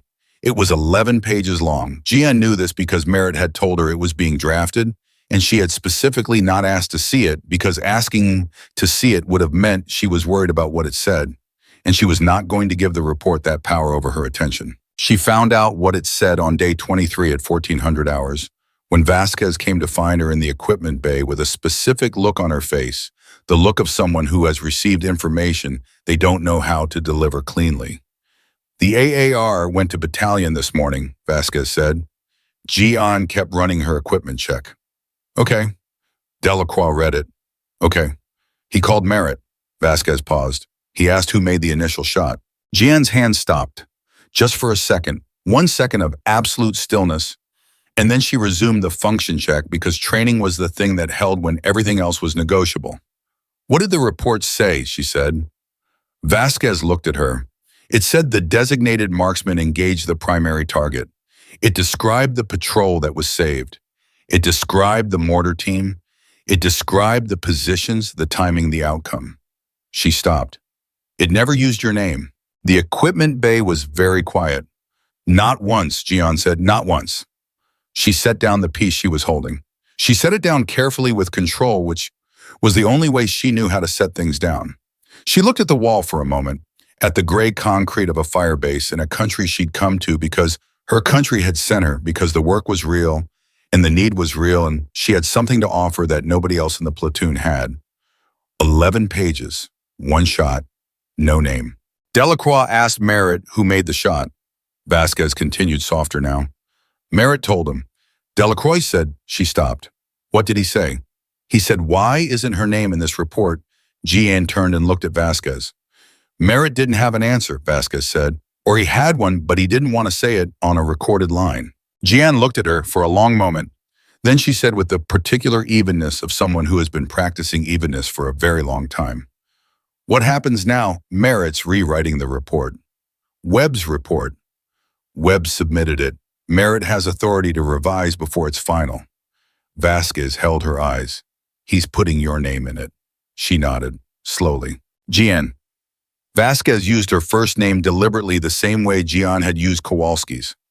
A small act of insistence on personhood. Are you okay? She thought about the question honestly. She was not okay in the way a person is not okay when they discovered that the thing they feared was true. She was also okay in the way a person is okay when the fear of being confirmed is less terrible than the not knowing. She'd been carrying the weight of maybe for 23 days. Now she knew. I'm okay, she said. And then because Vasquez deserved more than a managed answer, it hurts. It's supposed to hurt. It means it mattered. Vasquez nodded. She looked like she wanted to say more. She didn't. She reached out and touched Ji-An's arm once briefly, and then she left. Ji-An stood in the equipment bay for 3 minutes. She timed it. 4 was the limit for feelings, but this one needed only 3 because it wasn't a new feeling. It was a named feeling, which was different, which was almost a relief. Then she went back to work. Day 23, 1800 hours. Webb. She didn't go looking for the conversation. She never went looking for those conversations. But Webb found her in the chow line at 1800 hours and fell into step beside her with the careful body language of a man who had rehearsed an approach and wasn't fully confident in it. I heard you spoke to Merritt, he said. I didn't, she said. Merritt spoke to Delacroix. I wasn't in that conversation. About the report. I wasn't in that conversation either. He was quiet for a moment, moving through the line beside her. Around them, the chow hall was at mid-evening volume voices, trays the specific social noise of soldiers at the end of a day. Nobody was looking at them. Everyone was aware of them. The report was accurate, Webb said. She didn't answer immediately. She picked up a tray. She moved to the food. The engagement outcomes were correctly described, he continued. The tactical narrative was, my name wasn't in it, she said. Not loudly, not with heat. Just as a fact the way she stated all facts. He was silent. 11 pages, she said. 1 shot, no name. She took a breath. Marcus. His first name. Deliberate. She'd never used it before. She watched him register it, a small flinch, a recalibration. I'm not going to pretend I don't know why, and I'm not going to spend energy being angry about it because I don't have that energy to spare, and this place needs me sharp. She looked at him directly. But I need you to hear me say it plainly one time so you know that I know. You didn't write my name in that report because some part of you still doesn't believe I belong here. And that part of you is wrong. It was wrong on the roster at Fort Drum. It was wrong in every briefing you talked to my left shoulder instead of my face. And it was wrong when you wrote inconclusive on an analysis that battalion just confirmed saved 12 lives. Webb said nothing. His jaw was doing the thing. I don't need an apology, she continued. I need you to be honest with yourself, because in 20 days this deployment ends, and I go back to being invisible in a different building, and I can survive that. I've been surviving it for 9 years. She picked up her tray. But the next DM who comes through, the next soldier who earns a 94.7 and gets her name left off a report, she's going to need the people above her to have already done this work. So I'm asking you to do the work. She walked to a table and sat down. Webb stood where she'd left him for a full 5 seconds. Then he got his food and sat down at a different table, and he stared at it for a long time without eating, and Ji-An did not watch him because watching him was not her job. Her job was to eat, rest, and be ready. She ate. Day 26, the knock on the door. 3 days after the conversation in the chow line at 10:15 hours, there was a knock on the door of her prep space. Not Kowalski's knock, not Vasquez's, not Merritt's. A knock she didn't recognize. She opened the door. Lieutenant Colonel Brasco. She came to attention. Sir, at ease. He looked past her into the prep space at the notebook stacked on the table, the range cards pinned to the wall, the maintenance kit open and organized with the specific order of someone who understood that precision was a habit, not an event. He looked at all of it for a moment and then looked at her. Walk with me. They walked along the perimeter of the fire base, which was what people did here when they needed to talk without walls. The wind was up, which meant their voices didn't carry, which she understood was not accidental. I read the original AAR, Brasco said, the one Webb submitted. Sir, and the revised version Merritt submitted to battalion this morning. He clasped his hands behind his back as he walked. Significant difference. I understand the revision was necessary, sir. It was. He was quiet for a few steps. I also read your complete pattern of life analysis from days 6 through 14. Both versions, the one Webb returned and the identical one you resubmitted with the doctrine citation. He paused. I want you to understand that I read both and that I understand they were the same document. She kept her eyes forward. Yes, sir. The agricultural correlation was, I've been running operations in Helmand for 3 years. That was a piece of analysis I didn't have, and it was sitting in a report that a lieutenant returned to a sergeant with one word written on it. His voice didn't rise, but something in it compressed the way pressure compresses things into density. That troubles me. It troubled me too, sir. I imagine it did. He walked for a moment. I'm putting you in for a commendation, Army Commendation Medal with V device. For valor. She stopped walking. She stopped walking because her body made the decision before her mind caught up with it, and then she started walking again because stopping was not professional, and she was always professional. Sir, it's not a request, Sergeant. It's a determination. You identified the target, developed the intelligence, and executed the engagement under time-critical conditions that prevented a mass casualty event. That's the definition of valor in a combat environment. She breathed. Yes, sir. I'm also recommending a review of the initial AAR submission process, not to discipline Webb specifically, that's Merritt's business, but because the systemic issue of DM elements being credited by function rather than name is, he stopped walking entirely. It's wrong. It's been wrong for a long time. And it's the kind of wrong that compounds, because when you erase the name, you erase the lesson. The next commander who gets a female DM doesn't know what she's capable of, because the last time a female DM did something extraordinary, the report said the designated marksman and filed it under a function. She was looking at him. He was looking at the perimeter fence. I can't fix the whole system today, he said, but I can make sure this one report is correct, and I can make sure the right people at battalion know the name Sergeant Ji-An Holt. She said carefully, "Why are you telling me this, sir?" He looked at her. It was the direct look of a man who has decided honesty is the most useful tool available. Because you deserve to know, and because I've watched too many good soldiers leave this army, because the system made them feel like their excellence was being processed rather than seen, and I'm tired of it. He started walking again. Carry on, Sergeant. Yes, sir. She paused. Sir. He looked back. Thank you. He nodded once and walked away, and she stood in the wind for a moment and felt something she hadn't felt in a very long time. Not just the validation of being seen, but the specific unfamiliar weight of being seen by someone with the power to make seeing mean something. It was almost too much. She breathed it down to a manageable size and walked back to her prep space. Day 29, the second shot, the one nobody talks about. 8 days before the end of the deployment, at 16:23 hours, the exact time of Garnett's third previous attack, the one she'd clocked in her analysis, a new threat emerged. It came in the form of a radio intercept pushed down from the NSA element attached to RC Southwest, which had picked up fragmentary communications, suggesting a second Taliban element. Not Garnett, something else, something that hadn't been on anyone's radar, was operating in Sector 1, the northernmost quarter in their AO, which had been assessed as low threat since day one because it was exposed difficult terrain with poor concealment. Difficult terrain with poor concealment, which she understood immediately exactly the kind of terrain a disciplined element would use if they expected their enemy to underweight it. She was in Merritt's office in 4 minutes with her analysis already running. Sector 1 isn't low threat, she said. It never was. We assessed it as low threat because the concealment options are limited, but limited concealment means limited observation from our side too. They're not hiding in the terrain. They're hiding in our assumptions about the terrain. Merritt looked at her. What do you need? Access to the intercept package in 4 hours. You have 3. He slid the intercept documents across the desk. The patrol going out at 2200 is Diaz's element. She took the documents and went.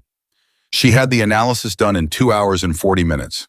The element in Sector 1 was smaller than Garnet 3 personnel, high mobility, no mortar equipment, a sniper element, which meant they weren't setting up to fire a single devastating strike. They were hunting individual targets. They were patient. They were already in position.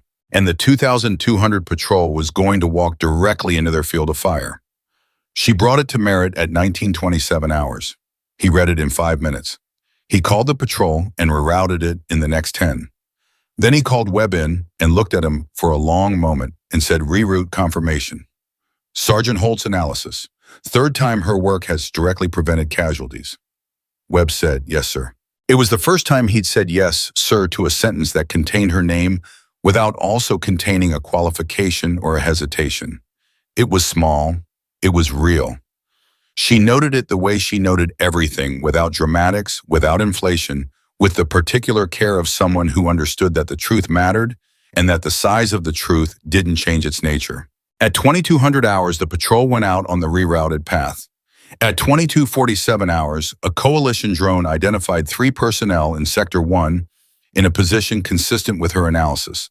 A strike was called. The element was neutralized.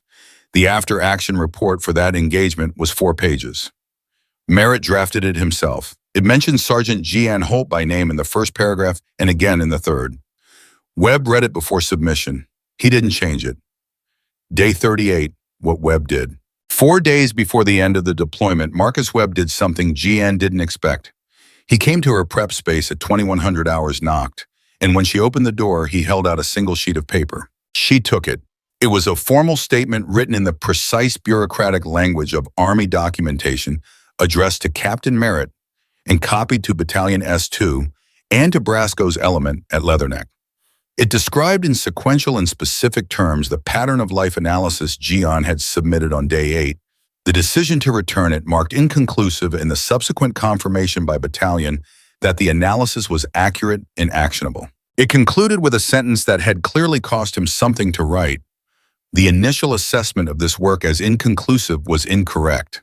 The analysis was accurate, predictive, and directly contributed to the prevention of significant casualties. The original determination reflects a failure of judgment on the part of the reviewing officer. She read it twice, then she looked at him. His face was doing nothing performed. No managed expression, no professional neutrality. Just the face of a man standing in an uncomfortable place because he decided it was the right place to stand. "You didn't have to do this," she said. "I know." "Merritt didn't ask you to." "No." She looked at the paper again. "Why?" He was quiet for a moment. "You said I needed to do the work," he said. "I thought about that for 3 days." Another pause. "You were right, about all of it." She looked at him. She thought about Fort Drum, about the roster and the red pen, and the word inconclusive, and 11 mentions in 7 months, in the specific accumulation of small erasures that adds up over time to something that leaves a mark. She thought about what it had cost her and what it had cost the system and what it was going to cost the next person if nobody ever stopped and said plainly that the accounting was wrong. "Thank you," she said. He nodded. He turned to go. Then at the door, "For what it's worth, and I know it might not be worth much, you're the best DM I've ever worked with." She looked at him. "That's worth something," she said. He left. She stood in her prep space with his statement in her hand and thought about how strange and how real it was, the way people could be wrong for a long time and then choose to be less wrong, and how that choice didn't erase the time they were wrong, but it also wasn't nothing. It was something, small and late and real. She folded the statement carefully. She put it in her notebook. She went back to work. 4 days left. She was not going to spend them looking backward. The deployment wasn't over, and neither was she. Day 39, Firebase Kilo, 0300 hours. 3 days before they flew home, Ji-An woke up at 0300 and couldn't go back to sleep. Not because of the deployment. 42 days in Helmand had calibrated her body to a schedule that had nothing to do with comfort. She was awake because something was wrong, and she didn't know what yet, which was the worst kind of wrong, the kind that sits in the chest like a stone you can't locate precisely enough to remove. She lay still for 4 minutes running inventory. Not an emotional inventory that came later when the body was safe and the mission was complete. A tactical inventory.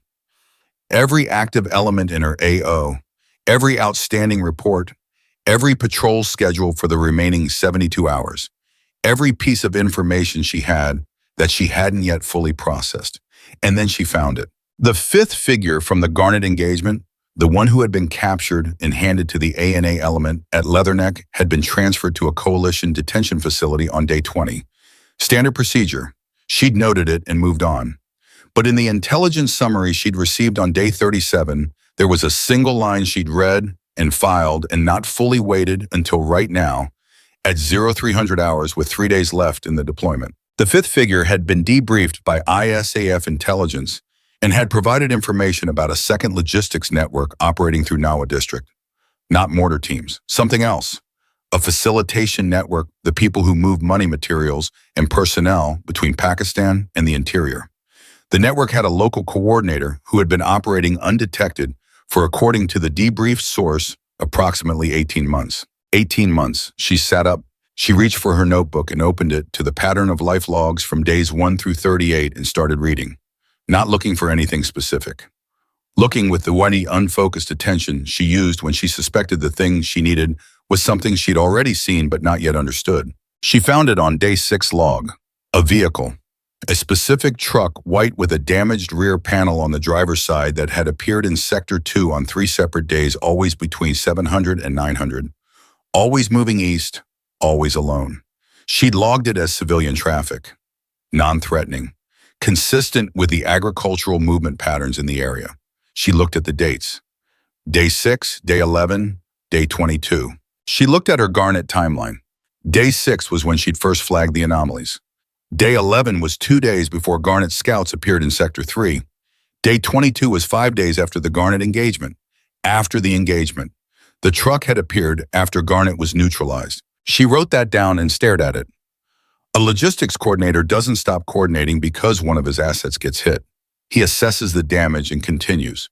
And if he's been operating for 18 months undetected, he's careful enough that a setback doesn't break his routine. It modifies it. She looked at the timing again. Day 6, day 11, day 22. The intervals were 5 days, then 11 days. Not consistent, which meant the appearances weren't scheduled, they were responsive. The truck appeared when something required coordination. She thought about what had happened on days 5, 10, and 21 the day before each appearance. Day 5 was the platoon's first patrol into Sector 2. Day 10 was the day she'd submitted her initial pattern of life report. Day 21 was the day after the Garnet engagement. The truck appeared the day after each significant event in Sector 2. She was looking at an intelligence asset. Someone in the truck was doing post-event damage assessment, reporting back on coalition activity, and feeding that information into the network the fifth figure had described. She picked up her notebook and went to find Merritt. Day 39, 0341 hours, Merritt's quarters. He opened the door before she finished knocking, which meant he'd heard her coming down the hall, which meant he also wasn't sleeping well. He looked at her face and said without preamble, "What did you find?" She told him, 8 minutes sequential precise. When she finished, he stood in the doorway in silence for long enough that she started to wonder if she'd made an error in the logic, if the sleep deprivation was bending her, reasoning into shapes that looked right because she wanted them to. Then he said, "Get dressed. We're calling Delacroix." The call went for 53 minutes. Delacroix had 3 analysts on the line within 20 minutes of being woken up, and by the end of the call, they had cross-referenced Ji-An's vehicle sightings against 2 additional intelligence streams that the Battalion S2 section had been tracking independently, neither of which had produced actionable intelligence on their own, but both of which correlated with the vehicle appearance dates in ways that made Delacroix's voice go very tight and very controlled. "We've been looking at this network for 4 months, Delacroix said. 4 months and no pattern. She found it in a vehicle log from day 6. Merritt said, "She's been doing this the whole deployment." Delacroix was quiet for a moment. Then, "I want this vehicle found, today. I'm pushing a request to the drone element at RC Southwest for dedicated surveillance on Sector 2 from 0600 to 1000. If that truck appears today, I want eyes on it, and I want to know where it goes." She leaned toward the radio. "Captain Delacroix, the vehicle appearance pattern suggests it will show up today or tomorrow, day 39 or 40. If the coordinator follows his pattern, the deployment and the change in coalition presence would be a significant enough event to require assessment." Silence on the line. "Then you're saying he knows we're leaving?" "I'm saying anyone who's been watching this sector for 18 months knows coalition rotation schedules. We're a predictable element. Our departure is information. He'll want to observe it." Another silence. Longer.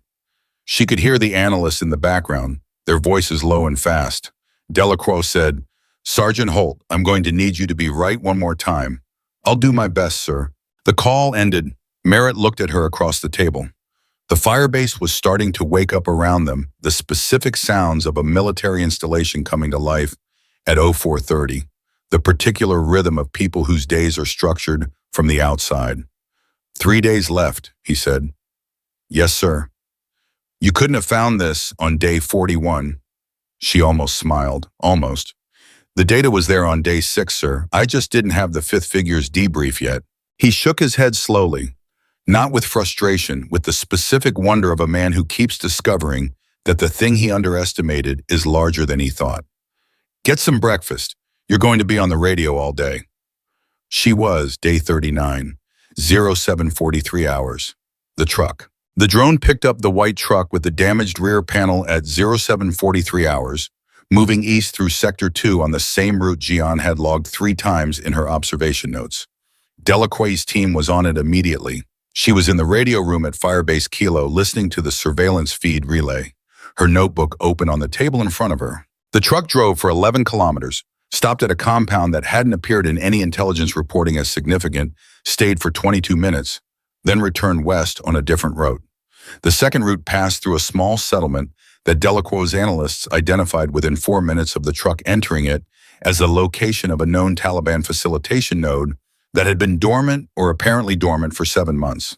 Not dormant, patient, the same word she would have used for the truck's coordinator, for the whole network, patient, disciplined, invisible. Not because they were ghosts, but because they were good at understanding what their enemy was looking at and staying to the side of that gaze. She thought about Voss pointing at her name on the roster, about Webb's red pen through her report, about the specific systemic tendency to look past the thing that doesn't fit the expected shape. The network had been invisible for the same reason she'd been invisible.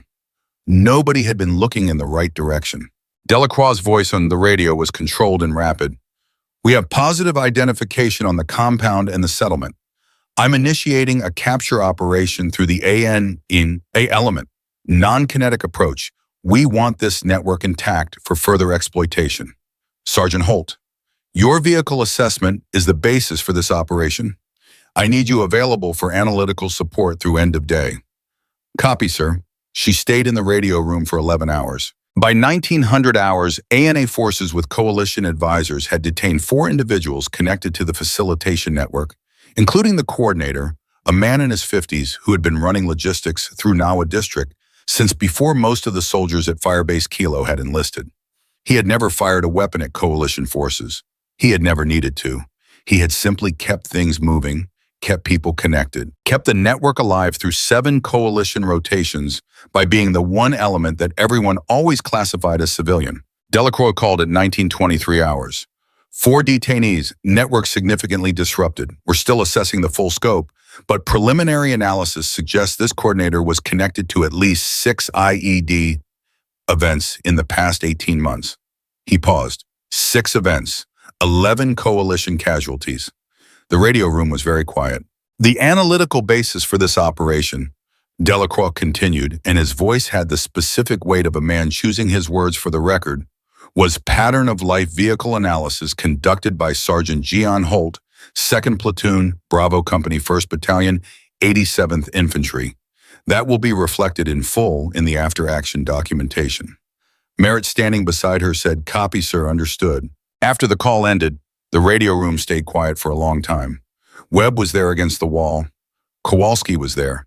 Castillo, who had been working with them as the Marine liaison through the end of the deployment, was there. Vasquez was in the doorway.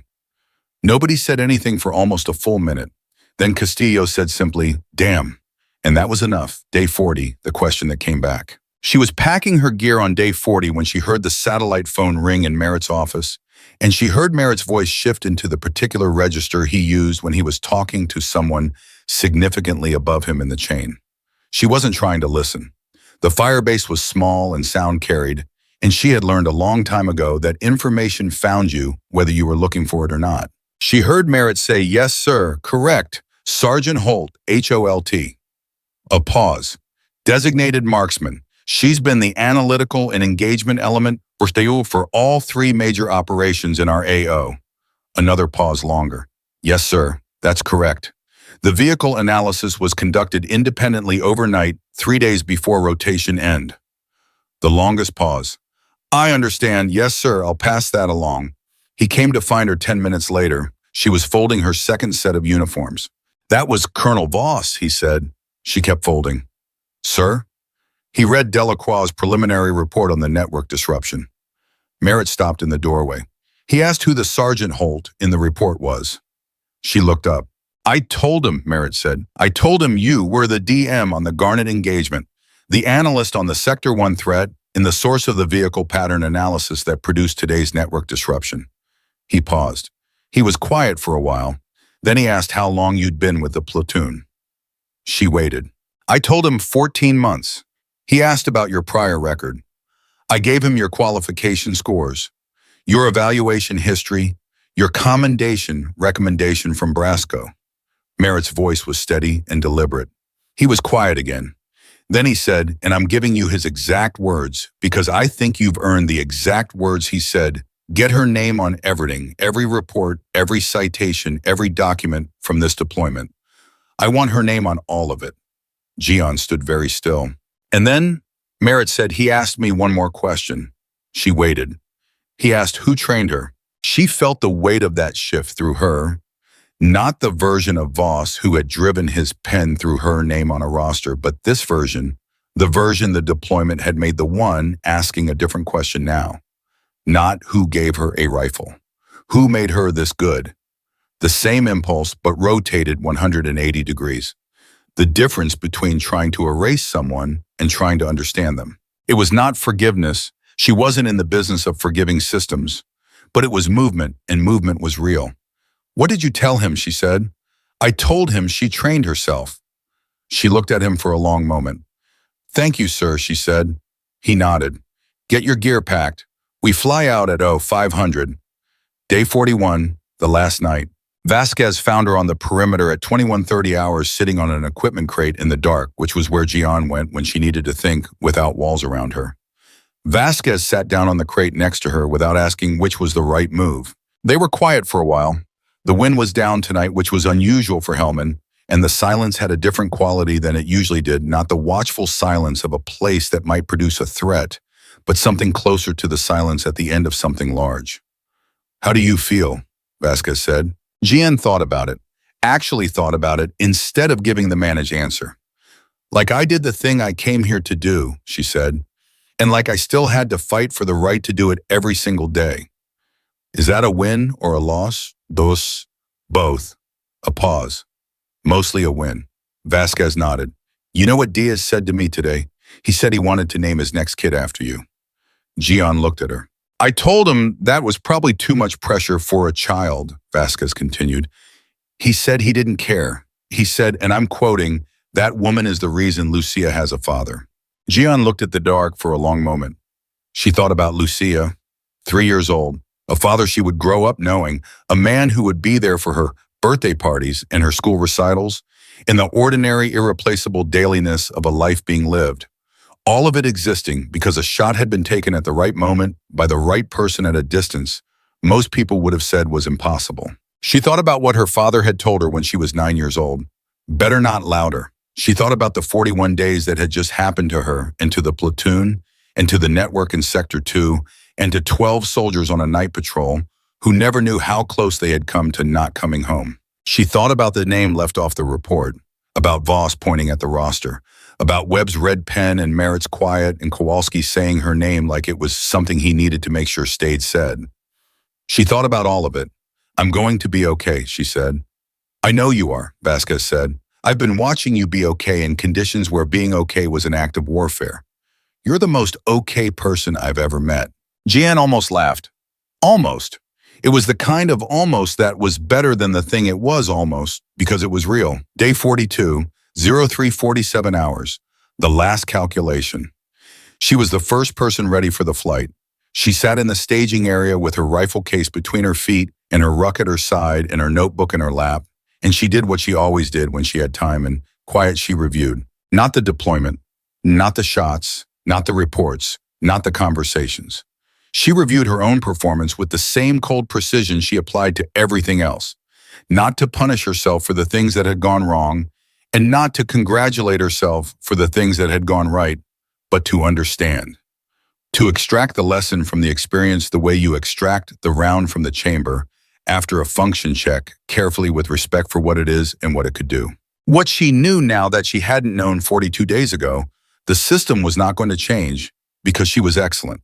Excellence was necessary but not sufficient. The system changed when it changed because individuals within it made choices.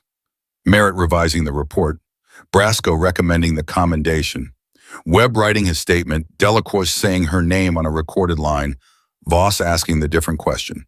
Individuals choosing one at a time to do the harder thing. She couldn't control whether they made those choices. She could only control whether she gave them something worth choosing about. She opened her notebook to a fresh page. She wrote one line in her small, precise handwriting at the top, day 42.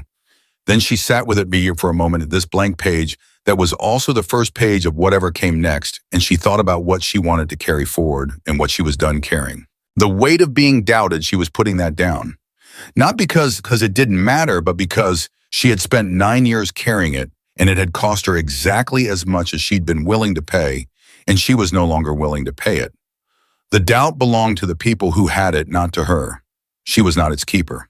The precision, the discipline, the particular hard-won ability to be still in a room that wanted her smaller, to be accurate in a system that wanted her invisible to do the work, when the work was the only thing that told the truth that she was keeping. That had always been hers. Nobody had given it to her, and nobody could take it. She heard footsteps and looked up. Kowalski, heading for the staging area, stopped when he saw her. He sat down across from her without being invited, which was different from every other time he'd appeared near her. Less careful, less managed. More just a person sitting near another person because the moment called for it. Last day, he said, last day. You know they're going to give you the ARCOM with V when we get back. Brasco's paperwork is already at battalion. I know. Voss is going to be at the reception ceremony. He paused. He called Merritt again last night. I wasn't supposed to hear it. I heard it. He looked at her steadily. He said he wanted to meet you. She absorbed this. Raymond Voss, who had driven a pen through her name on a roster, who had asked who gave her a rifle as if the answer was going to be a mistake, that man wanted to meet her. She thought about what that meeting would be, what he would say, whether there was anything he could say that would matter in the way things had mattered out here in the actual ground truth of 42 days. Good, she said. Kowalski raised an eyebrow. I want to meet him too, she said. I want him to look me in the face, not because I'm angry, because the next time he sees a name on a roster that doesn't fit his idea of who belongs, I want him to see my face when he reads it. I want to be the reason he pauses before he picks up the pen. Kowalski was quiet for a moment. Then, you know what your problem is? I have several. You think in terms of the next person. Most people only think about themselves. The next person is why any of this matters, she said. I'm not the last. I'm just the current one. He nodded slowly. The Army doesn't deserve you, Holt. The Army is made of people, she said. Some of them don't deserve me. Some of them do. She thought of Castillo looking at her across the briefing table and saying you're shot. She thought of Delacroix saying her name on a recorded line.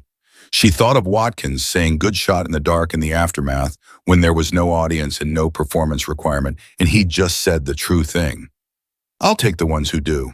The C-17 lifted off Firebase Kilo at 0511 hours, 17 minutes later than scheduled, which in military terms meant it was almost exactly on time. Ji-An sat in the webbing with her rifle case strapped at her feet and her eyes open and her mind running through the final accounting of 42 days.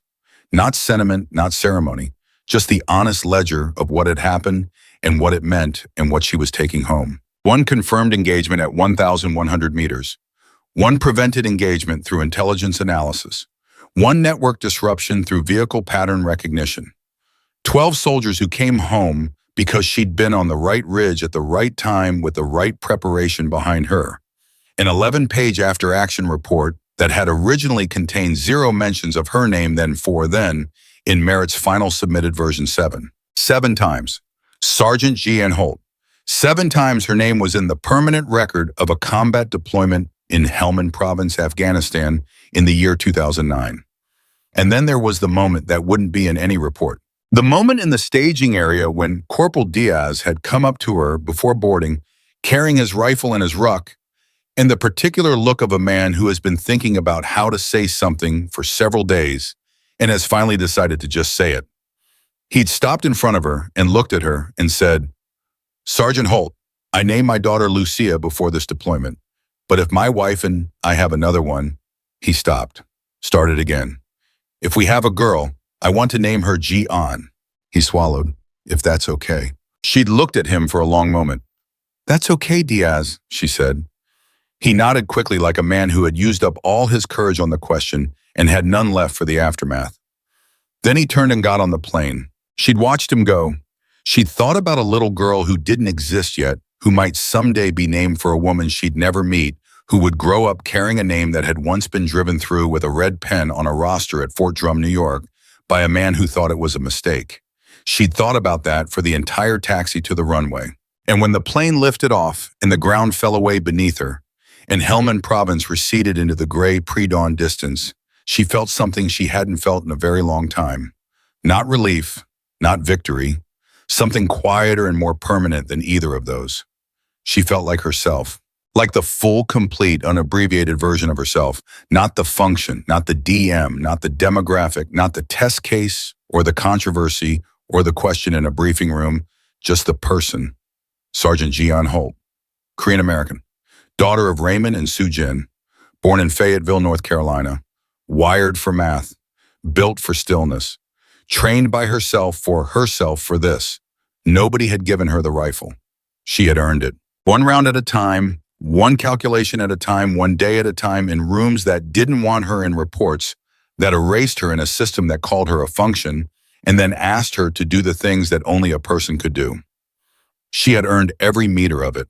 And when they landed at Camp Leatherneck to refuel, and the ramp dropped, and the first person at the bottom of the ramp was Lieutenant Colonel Brasco, who was waiting for no logistical reason, who was simply there standing at the base of the ramp with his hands at his sides, and when Ji-An walked down, he looked at her and said, "Outstanding work, Sergeant Holt." Not the DM, not the element, her name, her actual name. She stopped and looked at him and said, "Thank you, sir." And that was enough, because some victories are not written in reports. Some victories are carried quietly in the bones in the particular way a person walks off a plane after 42 days of being asked to be smaller and choosing every single day to be accurate instead. They don't make noise. They don't require an audience. They simply are. Sergeant Ji-An Holt walked off that plane, and nobody who saw her would have known what she was carrying. They would have seen a soldier, a woman, a rifle case, a face that gave nothing away. But in that face, behind those still eyes, was the full weight of 42 days and 9 years, and a lifetime of choosing precision over performance, accuracy over approval, the work over the recognition. Nobody gave her the rifle. Nobody ever did. She was the rifle. Sonnet 4.6 low.